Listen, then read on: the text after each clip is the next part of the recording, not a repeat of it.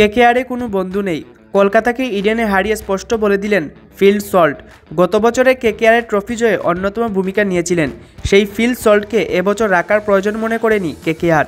Eden গার্ডেন্সে আইপিএলের প্রথম ম্যাচেই সল্ট বুঝিয়ে গেলেন কত বড় ভুল করেছে কেকেআর কর্তারা।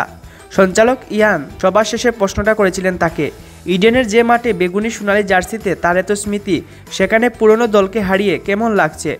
তারপরে সল্ট বলেন, গত বছর এই মাঠে সময়টা খুব ভালো কেটেছিল, আমরা ট্রফি জিতেছিলাম, তবে এখন আর কোনো বন্ধু নেই।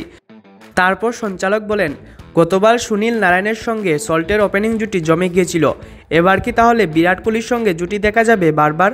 সল্টের উত্তর, ওই জুটিটাই যে আমাদের জেতালো তাতে কোনো সন্দেহ নেই, তবে কোহলির সঙ্গে একসঙ্গে খুব বেশি ব্যাটিং করিনি, তাই মাঠে নেমে জুটিটা গড়তে পেরে খুব ভালো লাগছে।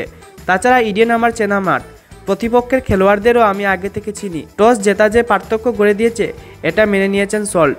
বলেছেন, দ্বিতীয় ইনিংসে বল ভালোই বেটে লেগেছে, আমার কাজ ছিল শুধু দাঁড়িয়ে থেকে মারা, ওটাই পার্থক্য করে দিয়েছে। ব্যাট করতে নামার আগে সেটাই আলোচনা করছিলাম। আপনাদের কি মনে হয় ফিল সল্টকে কলকাতা না নিয়ে কত বড় ভুল করেছে?